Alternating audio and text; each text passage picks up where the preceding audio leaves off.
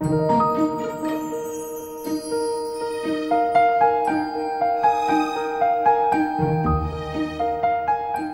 el placer de tener en Barcelona a dos profesionales del mundo 03, que es donde todo se construye, para construirse como sujeto. Entonces hemos pedido a la universidad que nos permita y nos ayude a hacer esta entrevista, que nos hace mucha ilusión, sobre todo porque son dos referentes que todo el mundo hemos leído, que todo el mundo tenemos como base para después trabajar como educadores, como sanitarios, como clínicos, como educación social, y hay, sí, como psicomotricistas. Y es por esta razón que creemos importante que queden documentos como este que vamos a elaborar, para que el alumnado y los profesores tengan posibilidades de trabajos que después se puedan usar formativamente.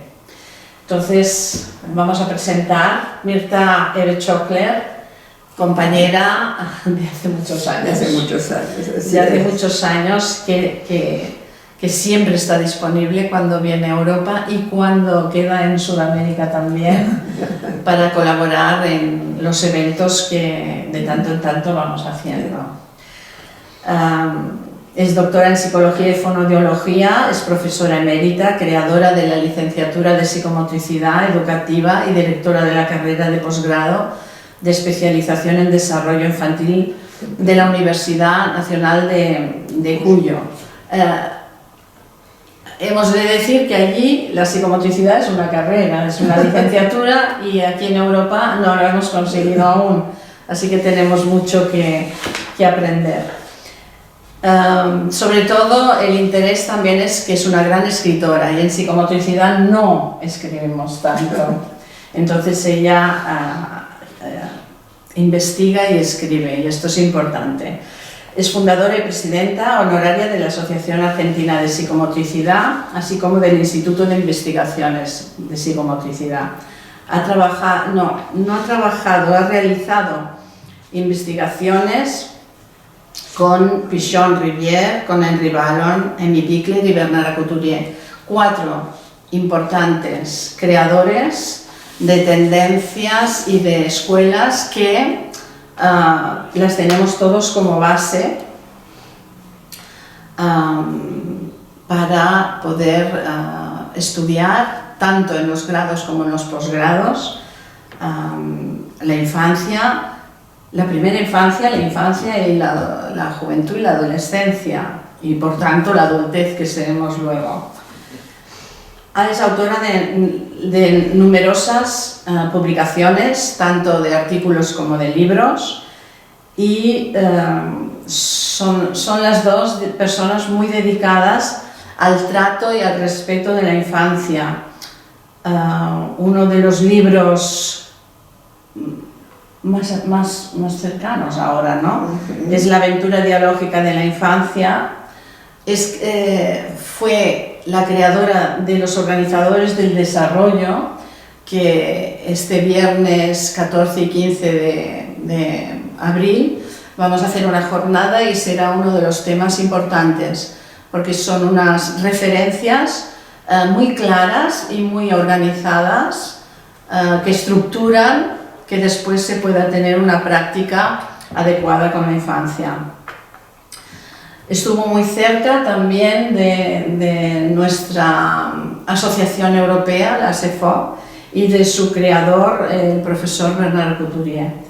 También tiene otros libros como El devenir de la mirada, que este también nos ha servido mucho a los psicomotricistas.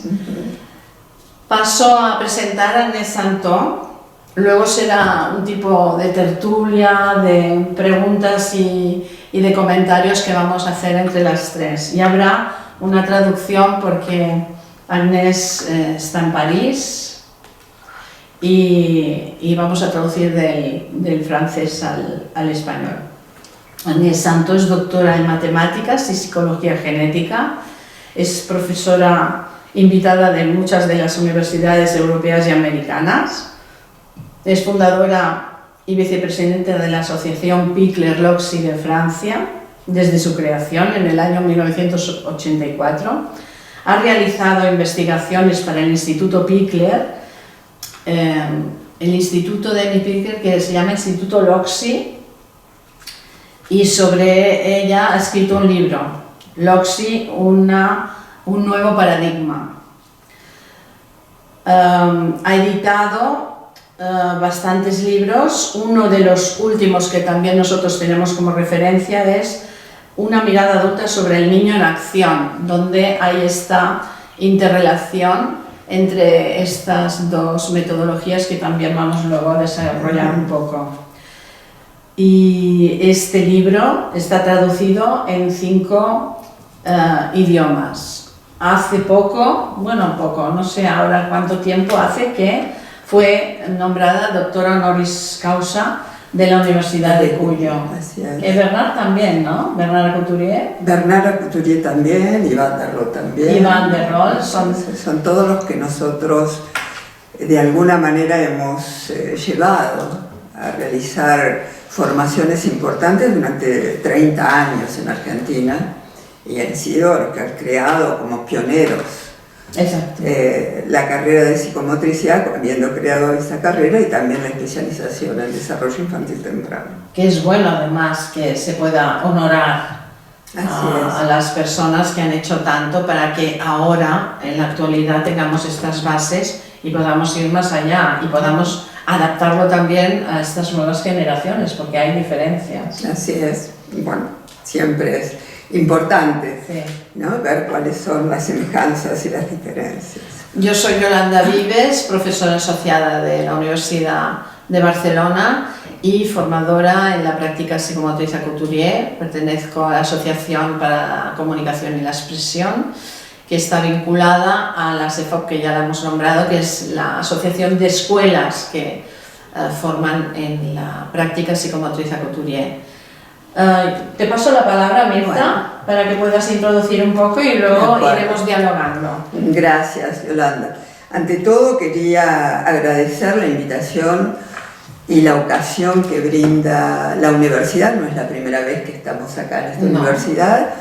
Tanto Agnès como yo hemos participado en algunas jornadas, y muchas gracias a Yolanda, que siempre es la que gestiona y de alguna manera organiza estos encuentros. Y realmente es muy importante para nosotros poder realmente compartir ideas, compartir experiencias, compartir realmente también dudas, también cambios que nos vamos planteando en estos últimos años, en estas últimas situaciones que estamos viviendo.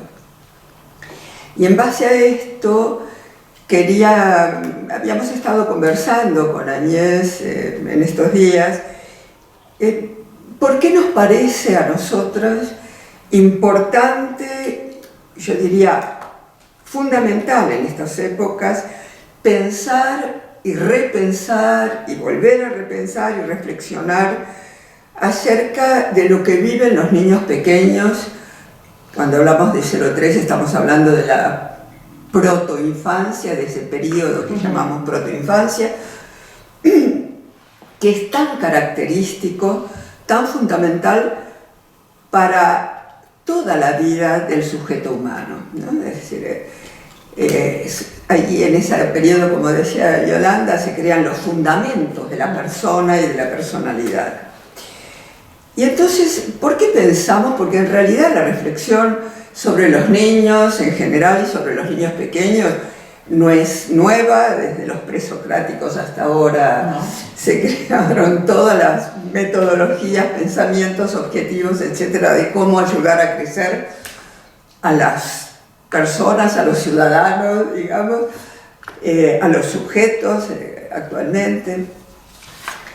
Pero pensamos que en estas épocas en particular, en estos últimos años en particular, si bien las crisis, los problemas sociales, políticos, económicos, en todo el mundo se han ido agudizando y se han ido de alguna manera desgarrando muchas de las redes sociales de continencia, de sostén, de transmisión de la cultura, a partir de los terribles sufrimientos de la erradicación de la gente, de las migraciones forzadas, de las desapariciones forzadas, de tantos problemas que hemos vivido en los últimos años.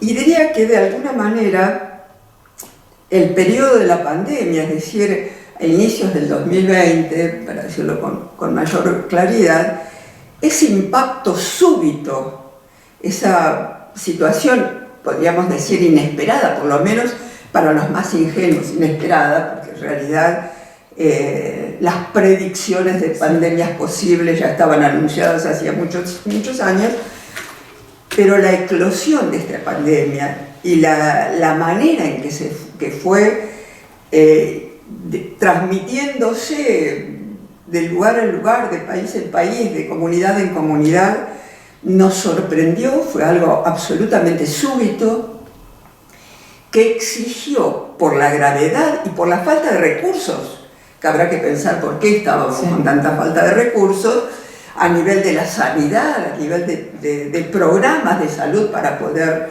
recibir semejante situación, en la mayoría de los países, aún de los más, que llamamos, avanzados económicamente, podría decir de alguna manera, ¿no? Sin embargo, eso exigió una adaptación súbita a nuevas condiciones, con una activación de miedo, de inseguridad, de desconfianza, de miedo al contagio. Los amigos y los familiares y los vecinos se transformaban en enemigos potenciales. Y toda esta vida que eclosionó tan rápidamente, donde muchos de los temores, de las vivencias, de las pérdidas, de las angustias ya existían, pero estaban más enmascaradas, eclosionan y se activa y se multiplica de alguna manera en muy poco tiempo. Y esto implica también que esas ansiedades, esas angustias y esa inseguridad y esa adaptación de esa exigencia para poder no solamente poner en marcha los escasos o múltiples recursos que podía haber, sino inventar nuevos recursos y ponernos permanentemente a tratar de crear, desde inventar una vacuna o las vacunas, a inventar nuevos recursos para poder abordar los múltiples aspectos de la vida cotidiana, social, familiar, histórica, etc., cada uno con todas sus diversidades de identidades, de culturas, de vivencias, de deseos, de proyectos, de inseguridades, de temores. Creo que esta situación de la pandemia fue clave para poder reflexionar de nuevo qué era lo que necesitábamos ahora. Recuerdo que una de las situaciones claras es que se cerraron las escuelas, se cerraron las ¿no? Los hospitales, ya uno no tenía que acudir al nivel de la salud de otra manera, la insuficiencia de medios, y empezar a reconocer que había una cierta tecnología que podía permitir de alguna manera mantener una cierta relación con los otros, de contacto o de comunicación, y así rápidamente instalar pantallas para que los educadores se contactaran con los alumnos, aún con los más pequeñitos, pensando las familias encerradas en sus casas a veces, con esa promiscuidad que exigió para muchos la situación de la pandemia. Por eso creo que ha sido un momento clave en nuestro desarrollo que nos permitió también darnos cuenta que todas estas situaciones implican un alto monto de sufrimiento y un alto monto de sufrimiento para los niños. No solamente para los adultos, y como bien decía Henri Vallon, las emociones son contagiosas y además se contagian más allá de que uno quiera, no quiera, sino por impregnación. Y más en estas circunstancias de estar 24 horas sobre 24 horas. Exacto, ¿no? En esta, decíamos por eso, promiscuidad, en el sentido de la reducción de espacios diferentes para poder desarrollar aspectos de la vida de cada uno y tener que vivir todo en el mismo ambiente, ¿no? Más se dice, ¿no? Que tal como lo vivieron las familias, lo vivieron los hijos. Los niños. Las familias, les émotions qui ont les parents sont telles que... Fondamentalement, justement, le début de la vie. Sí, y sobre todo en el inicio de la vida. Sí es. Y justamente porque los niños, y los niños muy pequeños, son como esponjas que asimilan, que resuenan rápidamente frente a las emociones, aunque no comprendan por qué, ni de dónde vienen, ni cómo se... sino que absorben esas emociones, esa ansiedad, esos fastidios, esos enojos, esa intolerancia que justamente emergía a partir de... Y también la enorme incomprensión que muchos adultos tienen acerca de lo que necesita un niño pequeño, ¿no? Hay como una especie de creencia empírica popular de que, bueno, todo el mundo sabe lo que es un niño, todos hemos pasado por esas etapas, si bien hemos olvidado esos primeros años de vida en general, ¿no? La memoria está en el cuerpo, pero no hay demasiados registros. El niño interior que tenemos dentro. Exactamente.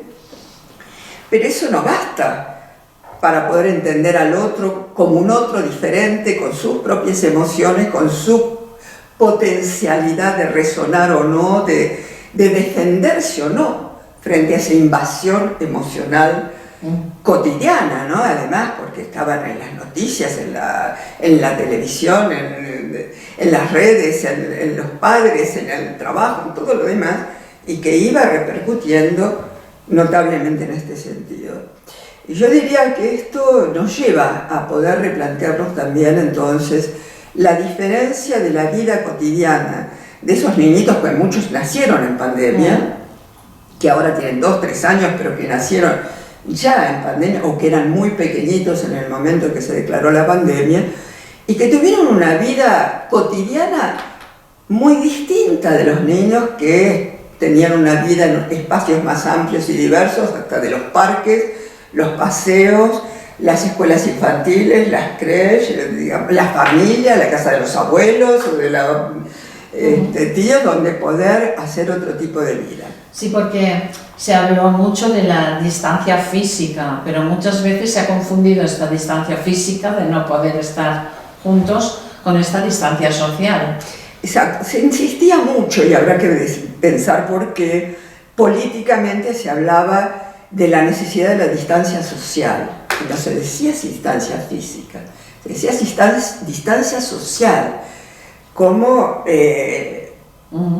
ocultando o produciendo de alguna manera, yo diría, un miedo a poder inclusive comunicarse o conectarse con el otro, ¿no? Con las máscaras. Con las máscaras, ¿no? Para un niño pequeño, de pronto poder relacionarse con alguien que tiene el rostro cubierto, sabiendo que la expresividad de la gestualidad, del rostro, todo lo demás, es fundamental. Además decían, Agnès, que, y dice, te lo traduciré después, sí, que claro, como a nivel de lenguaje incluso, ¿no? Cómo puede un niño imitar y fijarse si hay la máscara. Esto en las escuelas, cuando empezaron a partir de septiembre del 2020, comment pouvoir voir, écouter à l'autre avec la masque.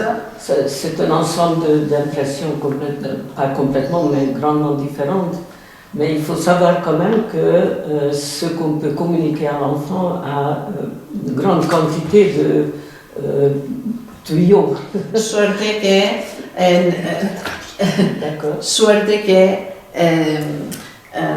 aunque estuviera la máscara, los niños pueden y acceden a esta imitación y esta repetición a partir de diferentes signos, ¿no? La comunicación fundamental. La comunicación, no la imitación, sino la comunicación. La communication passe d'abord à travers la main pour le tout petit. La comunicación pasa a través de las manos, sobre todo en los más pequeños. C'est la manière de toucher le bébé. Es la manera de tocar el bebé, cómo lo llevo en brazos. Ce que Mita parlait de ballon par rapport à la communication des émotions. La comunicación de las emociones como balón Ça decía, passe essentiellement à travers le tonus. es a partir del tono. Mais une autre ressource de communication très importante dès le départ, ce sont les yeux. Y otro de los grandes recursos de comunicación al inicio son los ojos, la Bien mirada. avant de pouvoir parler d'imitation ou de sens des mots, les yeux expriment la personne tout entière en quelque Los sorte. ojos son lo que exprime las emociones de la persona antes de poder hablar. Il y a également la qualité de la voix. Y la calidad de la voz también es importante. La voix ne peut pas tromper. No, la voz no hace equivocar, no miente. C'est peut-être une expression un peu générale, mais pour dire que je suis vraiment avec toi. Es general esta expresión, pero para decir que uno es contigo. C'est dans la voix et dans les yeux, ça se voit dès le départ et l'enfant est très sensible à ça. Es desde la voz y desde la mirada que desde el inicio es así y que el bebé capta. La suite vient plus tard. Y después es a continuación que viene la importancia de la voz. Qui va prendre son importance, mais déjà l'enfant étant plus mature, lorsqu'on a pu enlever le masque, j'espère que la plupart ont pu rattraper ce petit retard. Y que aunque la mascarilla que hemos llevado ha podido influenciar en un pequeño retardo hacia la comunicación verbal, es un retardo que es fácil que seguramente se haya compensado o que se pueda compensar. Parce que l'enfant avait déjà il était un peu plus âgé au moment où cela devient une fonction primordiale. Porque el niño ya tiene más años cuando realmente la oralidad deviene importante. Âge. Sí. D'accord. Okay. Bien. Entonces, digamos que yo quería completar simplemente Sí. para cerrar y para pensar también que cuando un niñito de alguna manera manifiesta o sus miedos, o sus terrores, o su ansiedad, o sus broncas, o su rechazo, sus deseos, sus alegrías, pero también su fastidio, su irritación frente a todo este tipo de cosas. Después de la pandemia cayó la guerra. Una guerra también inesperada en Europa digo, porque bueno, en otros lugares y las emigraciones y las migraciones son muy frecuentes, pero acá, ¿no? Vecinos dentro de Europa, yo creo que eso activó nuevamente terrores inauditos.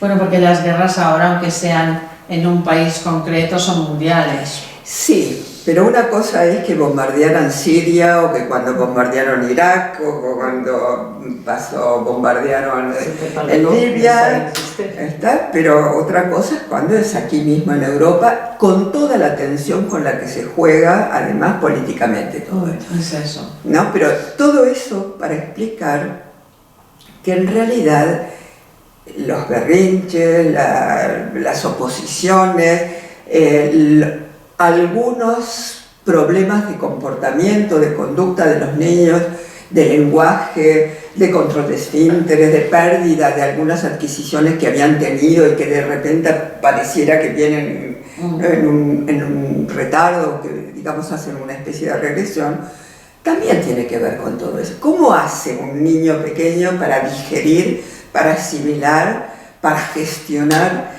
en su propio cuerpo, con su propio cuerpo, toda esa cantidad enorme de emociones contradictorias, de miedos, de terrores, contagiados los propios y los del ambiente en el que vive?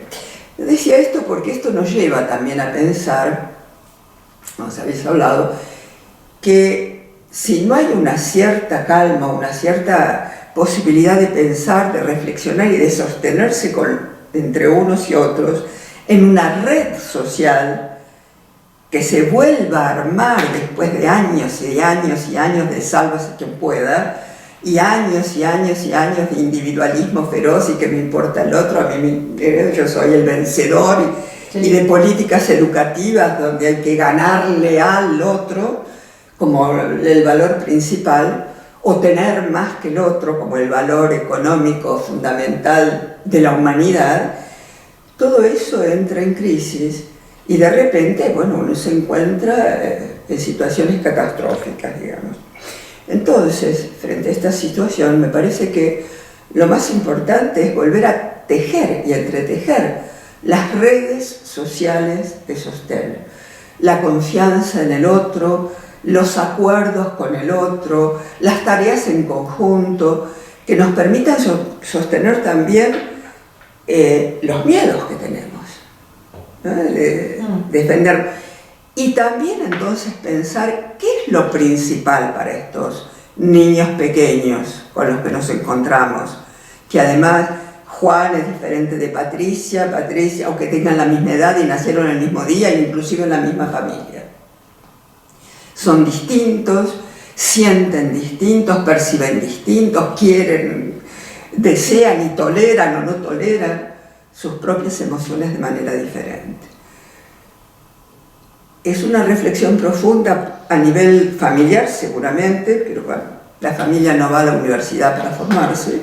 Digo, siempre uno hace lo que puede y lo que aprendió y lo que sabe y lo que mamó de chico, porque uno realmente no puede dar lo que no tiene, y entonces lo que uno aprendió y dice, bueno, eso mismo, quiera o no quiera, lo va repitiendo, lo sabemos todo. Pero los educadores se forman. Y nuestra responsabilidad en la universidad justamente es formar educadores, psicólogos, psiquiatras, psicopedagogos, médicos, pediatras, neurólogos, para poder pensar quién es este niño pequeño, y un niño pequeño que en los discursos se ha cambiado mucho sobre la libertad, sobre el respeto, sobre las emociones, cosa que hace 30, 40 años ni se hablaban, pero que en la práctica muchas veces nos encontramos con acciones concretas con los niños que no se corresponden con los discursos que se enuncian en las universidades, en los congresos, en las formaciones. El otro día me comentaba una educadora de niños pequeños en un país de Europa, y me preguntaba si en realidad uno podía, cuando hablábamos que cuando un niñito pasa alguna cosa, lo más adecuado es acercarse y hablarle al oído, tranquilo, decirle, bueno, esto no se hace, o esto no se puede hacer, o mejor esto no hacerlo. Y dice, bueno, pero yo se lo puedo decir fuerte. Digo, bueno, pero si uno habla fuerte, primero, aunque sea para dirigirse a Juan, de todas maneras todos los demás, a ver qué pasa. Todos los demás se asustan frente a ese tono de voz fuerte. Cuidado, cuidado a qué. ¿Está? Por lo tanto hay una sorpresa y una ruptura inclusive de estar concentrados en alguna cosa interesante, del camino, de la lógica cognitiva, emocional, afectiva, relacional que estaba viviendo, porque de pronto hay una palabra que no solamente llega, sino que penetra, que desorienta, ¿sí? Que desarticula y que muchas veces humilla. Y yo creo que los adultos tienen mucha experiencia, tenemos mucha experiencia de cómo hemos vivido situaciones terriblemente humillantes en nuestra vida infantil, en la familia más ampliada, menos, en la escuela. El sistema educativo fue un sistema muy lleno de humillaciones, de castigos, que realmente... Quizá fue en este momento en que salieron estas metodologías, estos creadores de formas de educar más en la libertad. Entonces, en el respeto, ¿no? En la libertad, sin respeto no hay libertad, ¿no? Entonces, también es una cuestión que muchas veces nos ponen el alumnado, en que esas metodologías de los años 60, 70, 80... O mucho antes, porque Pestalozzi fue muy anterior, y Rousseau fue muy anterior, y tantísimo la gente de Reggio Emilia en Italia, y Montessori en Italia. Bueno, pero los que, sobre todo ahora, los que están estudiando, tienen más presentes, y de lo que estamos hablando son de, por ejemplo, la práctica psicomotriz a Couturier, el Instituto Loxi de Amy Pickler. ¿Por qué siguen resonando tanto estas cuando ya no estamos en aquella época represiva, en aquella época en que el niño no era tomado como niño, sino que incluso ahora estamos en el contrario, que son los niños los que casi mandan y dan miedo a los adultos? Yo diría que esto en general es muy contradictorio, porque cuando uno dice esto es así, es en ciertos sectores sociales, ¿no? No es en todos. Y los castigos, uno va en el metro, en el autobús, y ve muy frecuentemente sacudir a un niño porque te dije que violentamente. Sí, pero en la escuela también. Las leyes escolares también. Sí, pero... Se van cambiando los decretos educativos. Ahora mismo se está cambiando en España un decreto que ha sufrido ya 6 o 7 modificaciones y adaptaciones, y que en este momento el decreto que se aprobó tiene muy en cuenta la infancia. Sí, pero yo quisiera recordar, al que sea, la Declaración de los Derechos del Niño tiene aproximadamente 50 años.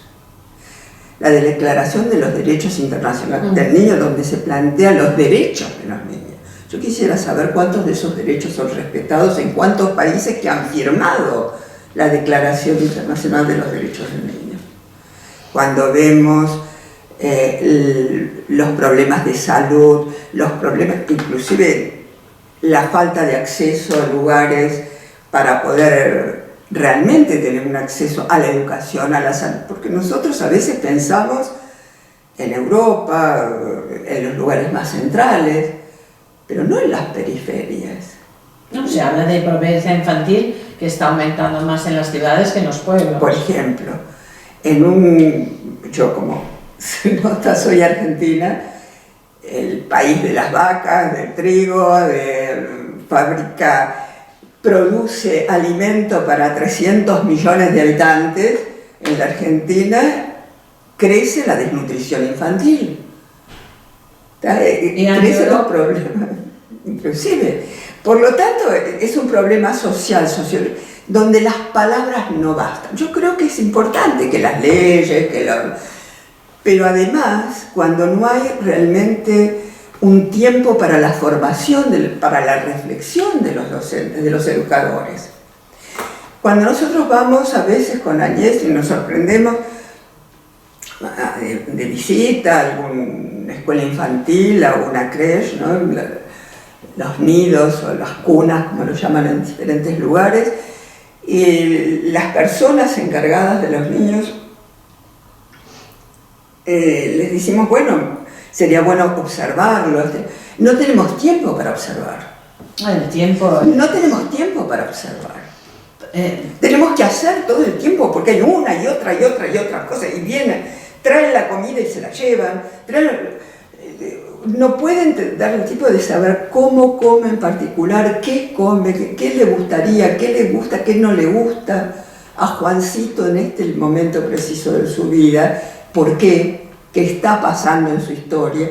No hay tiempo, hay cada vez reducción de personal, cada vez con reducción de la formación, cada vez los cursos son más cortos, menos formados, y sobre todo llenos de recursos materiales, el estudio, el jueguito, el juego, la lámina, las marionetas, todo lo que para hacer, pero no una reflexión de qué piensa, cómo piensa un niño pequeño.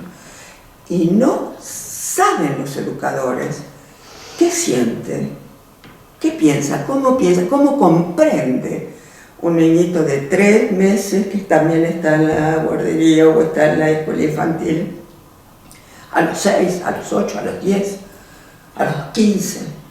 Y si es lo mismo lo que hacen a los 20 meses que a los 8 meses.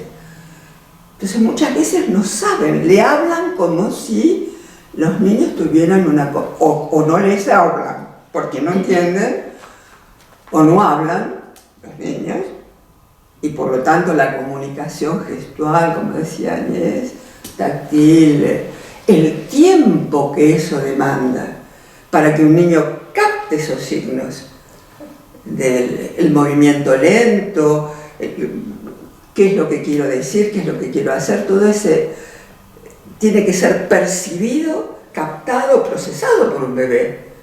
Si yo hablo a la velocidad que hablan los adultos con un bebé, el bebé está perdido. ¿Cómo ir? ¿Cómo ir? ¿Cómo ir a que el tiempo sea un aliado y no el máximo enemigo que en este momento tenemos? Porque se habla mucho de la aceleración, que es uno de los inconvenientes y que permite más la incerteza también. Nosotros vivimos en una sociedad horriblemente injusta que está basada en que el tiempo es oro. Y si el tiempo es oro y el tiempo es dinero y el tiempo es para ganar oro, no es un tiempo para vivir la calidad de la vida. Entonces es evidente que uno no puede tomar el tiempo que un niño necesita y que un adulto necesita. Iba a decir, no solo los niños necesitan tiempo. No, pero digo ¿Vas a decir algo, sí. Agnès? C'est par rapport à Añadir. Tout ça.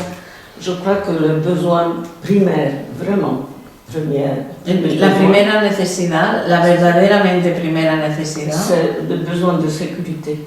Es la necesidad de seguridad. Ce qui veut dire que dès le début, il faut qu'on lui assure une vie tranquille. Y eso quiere decir que desde el primer momento tenemos que asegurar una vida tranquila.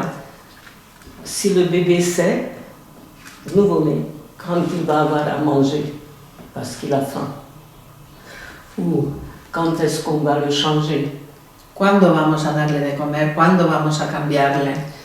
quand est-ce qu'il peut se reposer, ¿Cuándo es que él debe descansar?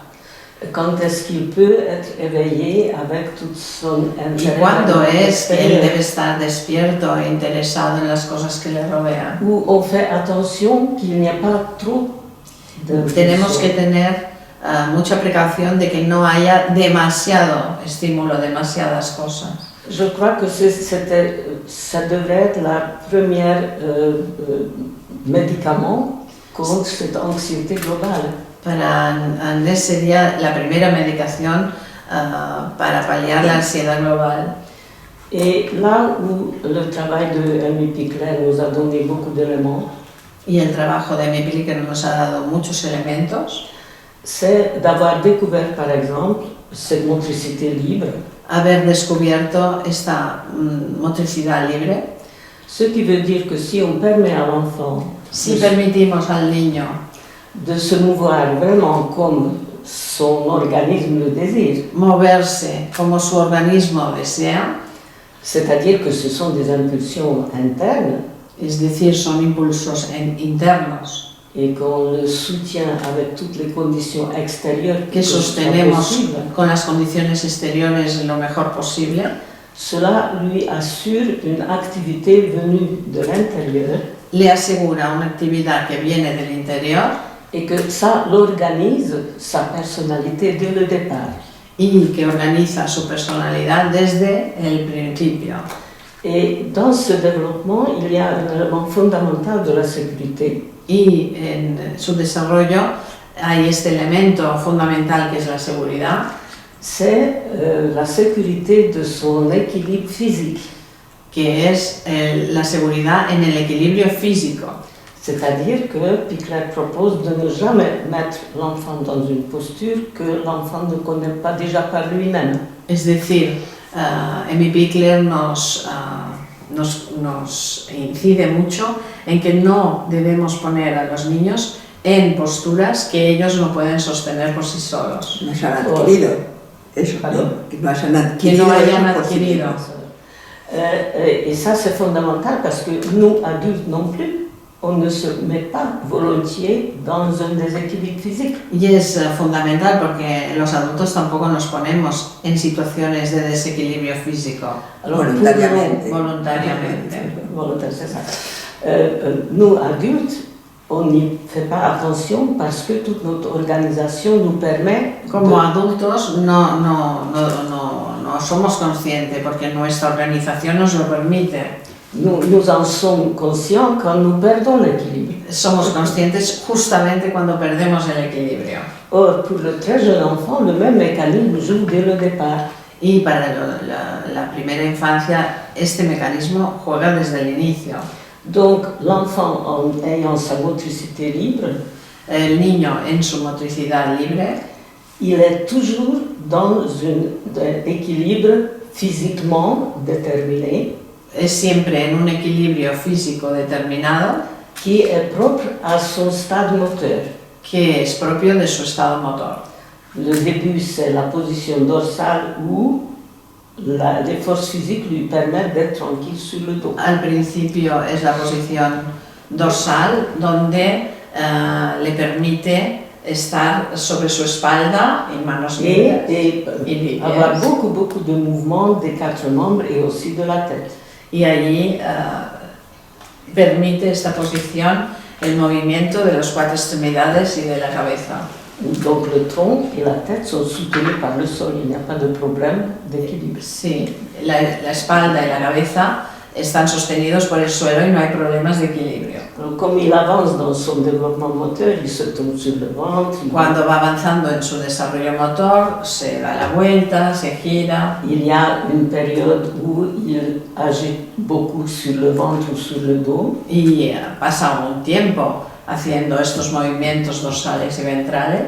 À cette époque, il n'est pas encore prêt à assumer, par exemple, un équilibre à quatre pattes. Y es importante que se permita este periodo para que luego pueda tener un equilibrio a cuatro patas. C'est son Ya no développement. tiene en la maduración para asegurar un equilibrio en cuadrúpedo. No, Todavía no ha no peut pas. adquirido. Tant qu'il a le stade sur le ventre, il Sí. ne peut pas Sí. assumer les quatre pattes. Cuando está sobre el dorso no tiene la madurez para estar a cuatro patas. Et c'est vraiment la maturation du système nerveux Es la maduración del sistema nervioso qui lui permet d'assumer des équilibres de plus en plus complexes. que va a permitir asumir equilibrios cada vez más complejos.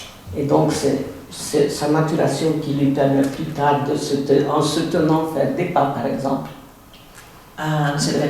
Oui. Con sostén. Es después Ah, cuando exacto. puede sostenerse o agarrarse con las manos, Mais à cette époque, il ne peut Oui. pas encore faire des pas libres parce qu'il a besoin Sí. de points d'appui. y se sostiene porque necesita tener puntos de apoyo y aún no se puede desplazar libremente. Et donc ça, c'est la raison pourquoi sa sécurité est fondamentalement soutenue par la motricité Pickler. Y Es por eso importante que la motricidad debe estar asegurada en estos primeros momentos y que Picler ha hecho mucha incidencia. L'équilibre physique constamment assuré El equilibrio físico constantemente asegurado donne une sécurité intérieure dans une très très grande partie da una seguridad Solide. interior en mucha parte de cette sécurité de globale. esta seguridad global Et aussi la confiance dans ses propres actions. y da confianza en sus propias acciones. Par exemple, la prudence. Por ejemplo, la prudencia. À chaque stade, il y a une autre façon d'être très prudent.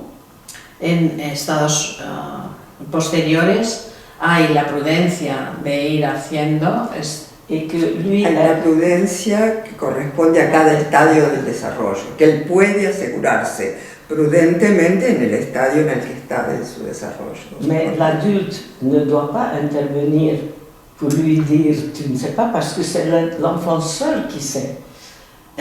y el adulto no debe intervenir En disant en estos movimientos porque es el niño el que sabe Cómo se siente l'adulte ne le sait seguro. pas. y el adulto no sabe cómo se siente el niño. C'est comme un adulte qui essaye de faire un nouveau mouvement, l'autre ne sait pas. Sí, como si De- el adulto de- quiere hacer otro movimiento, el otro no sabe qué movimiento quiere hacer o puede hacer. Le ski. Por ejemplo, cuando se inicia en la bicicleta o en el esquí. Mais je pense que c'est un autre aspect de la sécurité. Otro aspecto de la seguridad, Par exemple, en collectivité, sobre todo en colectividad, como puede ser la escuela infantil, c'est que l'enfant sache quel est l'adulte qui s'occupe de lui à quel moment. es que el niño sabe, cada niño sabe que es el adulto el que se ocupa de él en cada momento. Dans ce cas, il peut agir, il peut jouer tranquillement s'il sait. Y porque sabe que el adulto está ahí, él puede tranquilamente moverse y desplazarse y conquistar. Y sobre Solo todo, que- ¿cuál es el adulto? No que cualquier cosa, hay un adulto que va a actuar o el otro adulto, sino que él sabe cuál es el adulto Oui, c'est ça. que va a actuar con él en ese momento. Dans l'ensemble, c'est fait un autre élément que Picler nous a suggéré, mais beaucoup de gens le savent, c'est l'activité autonome de l'enfant est très Picler ha importante. subrayado un concepto que también muchos otros adultos saben, que es L'activité autonome. la actividad autónoma. L'enfant, dès le départ, El niño desde el inicio a plein de questions à poser, está lleno de preguntas a poner d'abord pour sa propre connaissance, en inicio para su propio conocimiento. qu'est-ce que ça donne? Sí, él mismo juega con la voz, con el movimiento, con reconocerse. Et ensuite, vers le monde extérieur, ça c'est dur, ça c'est Y entre a dedans. partir de irse conociendo a sí mismo también al exterior. Esto es duro, esto es alto, C'est entre dedans. podemos poner esto dentro. S'il a des jouets adaptés, il peut s'occuper très très très longtemps sans besoin que l'adulte intervienne. Si el espacio, tiempo y materiales son adecuados, puede entretenerse sin la intervención de los adultos. Et c'est une des conditions pourquoi l'adulte peut s'occuper avec beaucoup d'investissement de l'enfant Yes. dont il s'occupe. Y es por ello que el adulto se puede ocupar De otro niño. de otro niño o de los demás niños mientras los demás están ocupados en sí mismos. Et un autre élément encore, je pense très très important, qui demande de la connaissance, Y otro elemento importante, muy importante, que necesita del conocimiento, c'est d'être respectueuse, que Mirta a déjà parlé, de son âge. es ser respetuosos de su edad. Ne pas lui exiger des choses qu'il ne peut pas encore savoir parce qu'il No est jeune. exigirle cosas que él no puede saber aún. N'imaginez pas qu'il peut comprendre quelque chose alors qu'il ne peut pas tout jeune. No comprendre imaginar des choses. no imaginar que pueda comprender cosas que en el fondo no puede comprender a esa edad. Et inversement, Y al inverso, d'être très attentif à ce qu'il sait déjà. ser muy atento a lo que ya sabe, Parce que c'est ça qui lui permet de construire sa personnalité. porque es ello lo que ayuda a construir su personalidad. Et je pense que la base de tout ça, c'est ce que disait Mirta, c'est l'observation.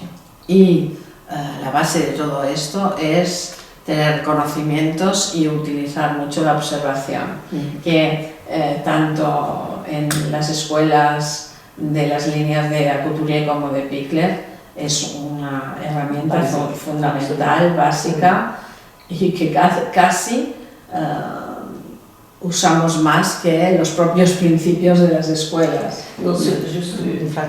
Ce que j'ai l'habitude de dire dans les crèches, par exemple, Lo que tiene costumbre de decir en las escuelitas, on ne pose pas de questions si on a le temps pour donner à manger aux enfants. no ponemos cuestiones cuando tenemos... Si on a du temps dans la journée de donner à manger aux enfants, Si- on ne pose pas la question. No se plantea la pregunta. No se plantea la pregunta Si cuando... tiene tiempo para darle de comer al chico. Sí, Donc, on ne devrait pas poser de la même façon de questions si on a le temps pour les observations. y no, C'est no aussi se- fondamental. no nos cuestionamos los adultos de si tenemos tiempo o no para dar de comer. No nos tendríamos que poner la cuestión de si tenemos o no tiempo para la observación. Exactamente. ¿Querías añadir, Mirta? Yo quería plantear alrededor de esto que me parece fundamental la formación y la reflexión y por supuesto tener un marco teórico que nos permita observar, qué observar, cómo observar, con el tiempo para observar y compartir esa observación inclusive con los colegas, con los demás. Digo esto porque en los años 60, tal vez, o 70, En el siglo XX. en el siglo XX, nosotros teníamos, Dans- había una, Dans mon livre, il y a un Hay- chapitre entier sur- hay una enorme, era una época en la que el compartir con los otros, en las asambleas, en los grupos, era fundamental. A nadie se le ocurría que era mejor estudiar solo que estudiar en el grupo. Y después de eso, digamos, por múltiples causas que podemos analizar, políticas, económicas, etc., cada uno empezó a aislarse y un fenómeno que apareció en todas nuestras formaciones es que los que están en las formaciones tienen mucha dificultad para compartir con los colegas, con los pares. Van a una formación a escuchar a la autoridad, pero no les parece que es una pérdida de tiempo discutir con el otro. Es decir, que el individualismo y la falta de posibilidad de apertura para ver por qué el otro piensa como piensa y si me puede aportar algo y si yo en la discusión puedo descubrir, aunque no esté de acuerdo, también es una práctica social que ha dificultado mucho la posibilidad de compartir lo que vamos sabiendo y aprendiendo también con los colegas. Fíjense ustedes que antes había una jornada institucional, digamos, que la gente discutía. Después se hizo tan mecánico, tan sin sentido, muchas veces, que la gente ni iba o iba, miraba, o sea, otra cosa. Creo que la dificultad para poder sentarse, discutir, razonar sin pensar de que una discusión es una pelea a muerte y que uno se juega a la persona en un intercambio inclusive de argumentos. Creo que eso es fundamental en las formaciones. Las formaciones grupales, por lo menos yo hablo en las universidades de la Argentina, son muy esporádicas. Están todos juntos en un aula inmenso, hay 100, 200, 300, 700 alumnos, pero estar un montón de alumnos no significa estar en un grupo. No significa hablar con el otro, discutir con el otro, inclusive de lo que se está planteando en ese lugar. Entonces es una anomia, cada uno con su librito, cada uno con su casa, cada uno con sus cosas y nada. Es decir, ese predominio del aislamiento, del individualismo, no permite que, por ejemplo, en las escuelas infantiles tengan realmente lugares necesarios absolutamente para compartir entre los educadores y los equipos que trabajan con esos niños cotidianamente. Y si no se hablan. Yo creo que al menos aquí ha habido una reivindicación importante de las profesionales que trabajan en 0-3, sobre todo, a tener más formación y a tener espacios materiales que permitan la intervención diversificada en las escuelas y también estos tiempos de reflexión. Quizá, como antes hemos dicho, hay una polaridad, ¿no? Sigue habiendo dos extremos. Los que están súper convencidos de que esto tiene que ser así y los que seguirían con la inercia, con esta influencia tan grande que ha habido de individualizar, de que las asociaciones, los cambios generacionales parece que no son posibles, ¿no? Pero aquí, en las universidades donde formamos y en esta Facultad de Educación, cuando los alumnos tienen posibilidades de hacer exámenes o trabajos en grupo, lo disfrutan muchísimo y son conscientes de que aprenden más que solos. Lo que ocurre es que eso que tú decías de la inercia un poco, incluso ellos se sorprenden de que hagamos exámenes en grupo, ¿no? Se sorprenden mucho, pero luego salen ilusionados de decir, bueno, es lo mío más todo lo demás, ¿no? Las coevaluaciones que hacen entre ellos permiten ver que han disfrutado más que si lo hubieran hecho solos. Yo creo que frente a esto también, si uno se permitiera y estuviera integrado, cómo organizar la vida cotidiana en una escuela infantil, por ejemplo, de niños pequeños, y cómo se organiza la vida de los niños más pequeñitos hasta, como dicen los lactarios, hasta deambuladores, y cómo se organiza de manera diferente, pensando que la vida de un niño que deambula no es porque solamente deambula, sino que sus intereses, sus pensamientos, su manipulación, su relación con el otro también es distinta que la que tenía cuando tenía 6, 8, 10 meses. Creo que si realmente se incorporara una organización que permitiera a los adultos no estar inundados por la tarea cotidiana, por el hacer ser, por el hacer, ¿no? Por ejemplo, una cuestión que siempre nos llama la atención es todavía en una gran cantidad de escuelas infantiles con niños muy pequeños se lleva a todos los niños del grupo 6, 7, 8 niñitos al baño a la misma hora y todos uno sentado al lado a la misma hora. Es la hora de ir al baño. Ahora, cada uno de nosotros tiene necesidades fisiológicas de ir, de hacer, de manera diferente. Entonces, los niños están masificados en ciertos elementos que tienen que ver con su cuerpo, que aparece generalmente, por lo menos en gran parte, en muchas escuelas en América Latina, digo que son las que yo más conozco, donde los educadores que se encargan de esas partes del cuidado corporal de los niños son en general auxiliares. Y los educadores se encargan de preparar la clase, de preparar el material para ahora hacer pintura, o hacer modelado, o hacer motricidad, o hacer, ¿no? Como si la motricidad, el modelado, fueran todas actividades diferentes. Ahora van a hacer esto. Y si un niñito tiene que ir al baño, hay un auxiliar que lo lleva. Y yo creo que eso explica, o de alguna manera pone en evidencia, que el cuerpo, que es lo único que el niño tiene para ser, para existir, para pensar, para relacionarse, inclusive para entrar en relación con un otro, es puesto en un lugar de descalificación menos importante que el pensamiento, menos importante.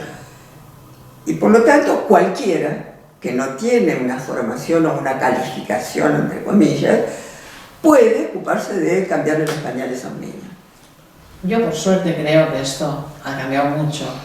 Es posible que en España lo que más me importa de todo esto es que han sido los profesionales que han pedido estar cualificados y que han pedido más formación. Así es. Es los que se están moviendo más. Porque este último decreto, la LOU, empezó en primaria, pero realmente cuando lees el decreto en educación infantil, ves que ahora está escrito lo que muchos profesionales hacen en las escuelas, ¿no? Pero muchos todavía no pueden hacerlo porque la formalidad, la dirección no está de acuerdo. Hay muchos que están de acuerdo, pero a veces la organización la organización de la vida cotidiana no lo permite. Por ejemplo, y no hace mucho tiempo, por eso digo, yo conozco menos tal vez las particularidades, además de cada una de las regiones de España, seguramente, pero conozco mucho las de Italia y conozco mucho las seguramente de otros países de América Latina. Es muy diferente. Y nos dicen, a esta hora vienen los padres a buscarlos, yo tengo que cambiar a 10 niños al mismo tiempo. Entonces es una máquina de cambiar niños porque ahora es la hora de la salida, los padres vienen a buscarlos y bueno, hay mucho contraste, pero en el fondo, ¿no? Cuando trabajamos con los maestros, los enseñantes, los docentes, en el fondo sienten que ha de ser de otra manera. Está bien, el asunto es que no solamente lo sientan, sino que puedan. Y sí, que puedan. Reivindican más que se pueda. Exacto. En Francia, non, c'est pas ça que je voulais dire.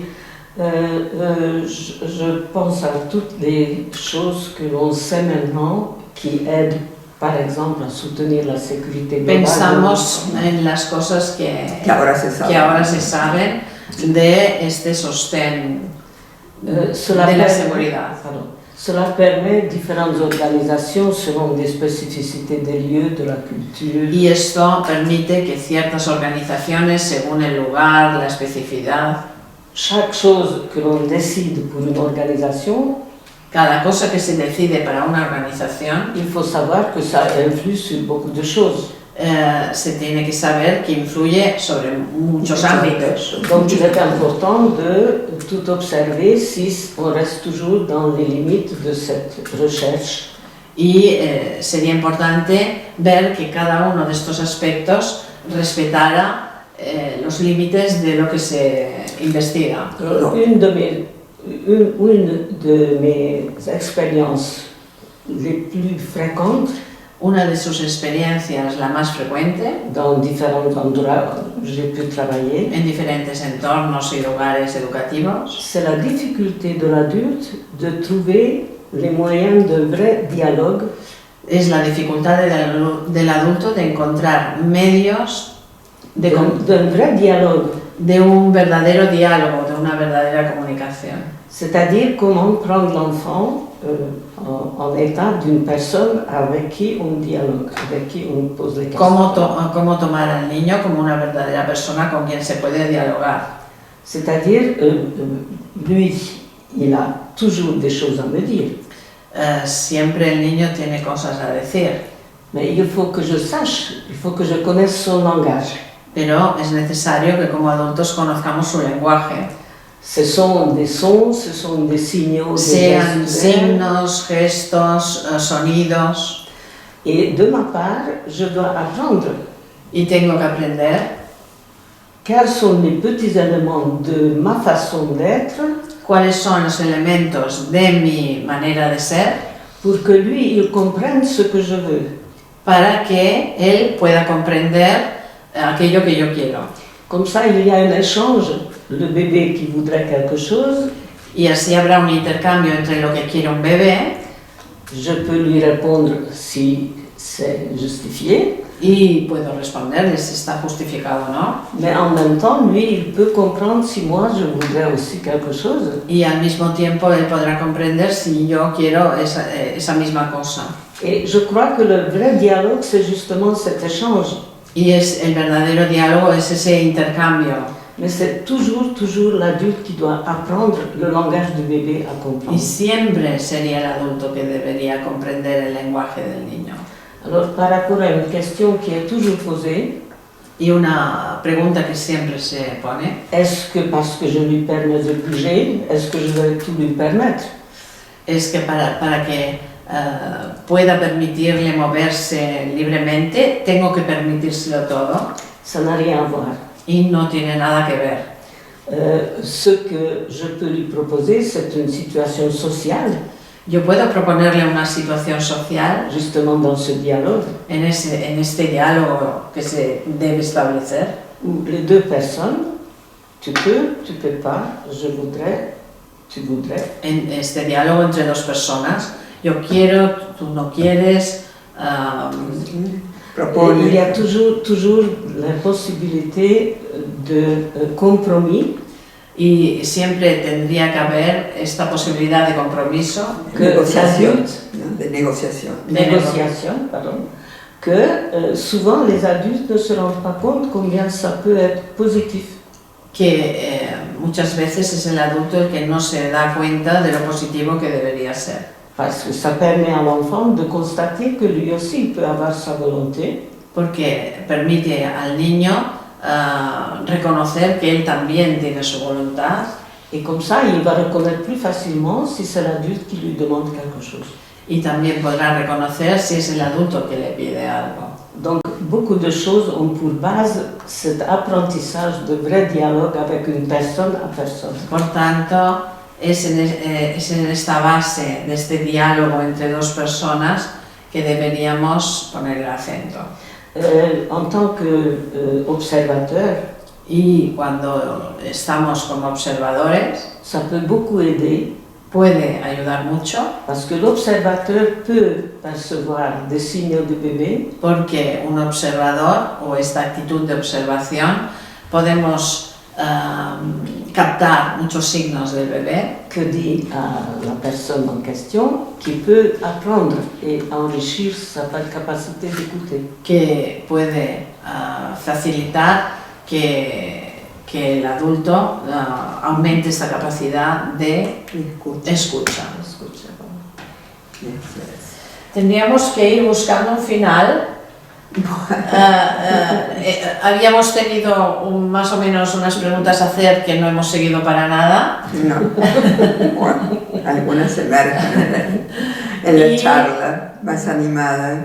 Sería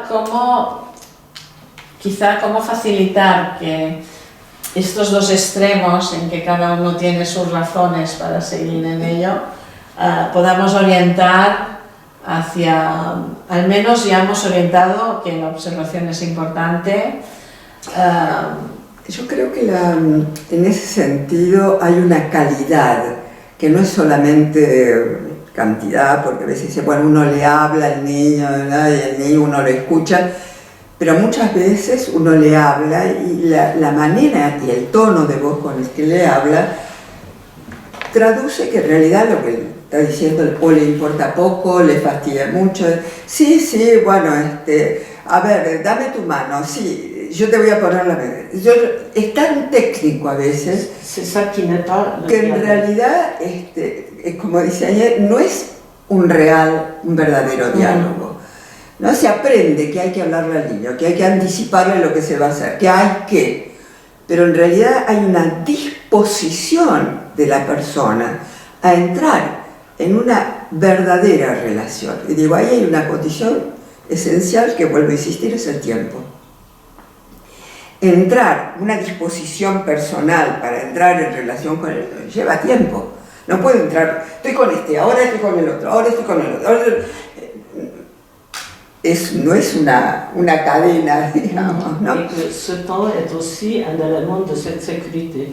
Y el tiempo es también un elemento de seguridad, esa seguridad para el adulto y para el niño. Y el Necesario. adulto transmite esa seguridad al niño, que también es capaz de escucharlo, ¿no?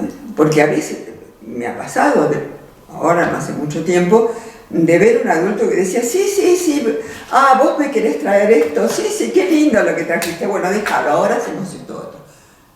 El niñito venía con una expectativa, muy pequeñito, de 2 años, que había encontrado un objeto y que le mostraba al adulto. Y lo veía, sí, qué bonito, ¡pluc! Lo dejó aparte porque consideraba que lo que él le iba a mostrar, o lo que él iba a hacer con el niño, o lo que el niño debía hacer, era más importante que esto, que era lo que el niño le decía y lo que le traía para compartir inclusive con él, para ver qué le parecía.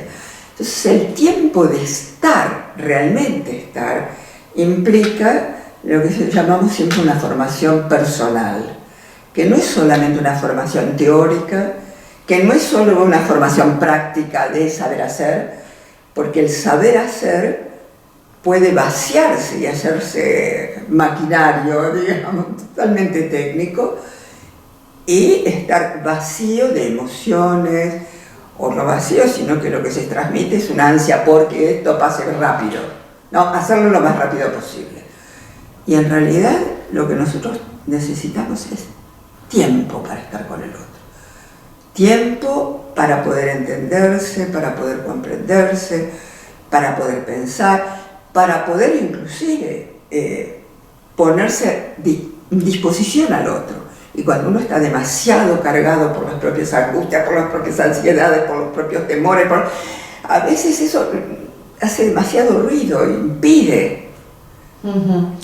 Por lo tanto, por eso decía que es tan importante el trabajo de grupo y la red de contención y el poder hablar inclusive de lo que uno siente cuando está haciendo este trabajo. No solo lo que uno sabe o no sabe, o el miedo que uno tiene de revelar que en realidad uno cree que sabe poco, ¿no? Y que debería saber más, sino las dificultades que a veces son emocionales, de múltiples aspectos. Yo creo que lo que puede realmente aportar a hacer una vida digna, digo, humana y no mecánica, y no un robot de fantasía virtual, donde todo lo que no existe, existe y uno no sabe muy bien después si está con un otro o si es un holograma del otro, no una imagen holográfica. Se habla mucho ahora de la inteligencia artificial. Sí, pero la inteligencia artificial en un bebé pequeñito que llega al mundo y que ya el mundo es extraño, diferente, lleno de cosas que no entiende, y que conocer el mundo que existe y en el que vive y en el que respira y en el que come, con quién lo hace, es fundamental para después poder pasar a una posibilidad de comprender otros mundos, otros aspectos, otros elementos más complejos. Y si uno no alcanza a contactar con el mundo real de la vida cotidiana, porque siempre está en otra cosa, irreal, en realidad es un camino que va hacia los problemas emocionales, mentales. Se habla mucho de la salud mental, ¿no? Después de la pandemia, quizás... Bueno, no es por casualidad que justamente hemos titulado esta tertulia, ¿no? La educación en calma. Exacto. La educación lenta, hay varios autores que también hablan de ello. Exacto. Y que esta lentitud tan difícil de conseguir en estos momentos debe ser como la bandera hacia donde ir para avanzar, justamente. Pero no es una lentitud tampoco mecánica, es una lentitud que permite el diálogo, que permite escuchar al otro, qué dice el otro.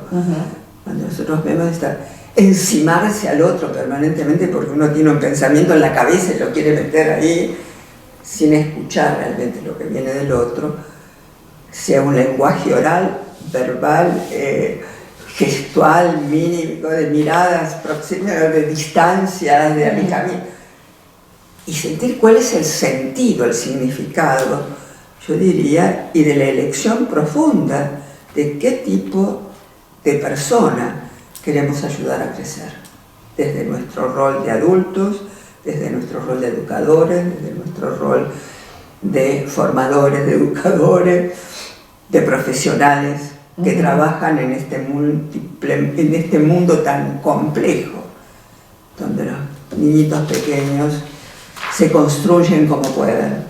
Sí. Y después hablamos de, ahora hay múltiples diagnósticos para describir todo lo mal que están los niños, pero no empezamos a mirar por qué están tan mal los niños. Bien. Os agradecemos mucho vuestra disponibilidad para poder dejar algún documento, además de los artículos y de los libros que ya tenemos a disposición, sobre todo en un ambiente de una universidad, de una facultad de educación, en que ellos puedan debatir sobre lo debatido en esta tertulia. Muchas gracias. Gracias a ustedes, gracias. Hasta la siguiente. Gracias a la universidad y a los que están escuchando ahora o más adelante. Et j'apprécie beaucoup que l'université commence à étudier les jeux. Y Agnès dice que ha apreciado mucho porque hemos ido a una aula que es de juegos, que se tome en cuenta y se dé importancia a todos los aspectos lúdicos. Gracias.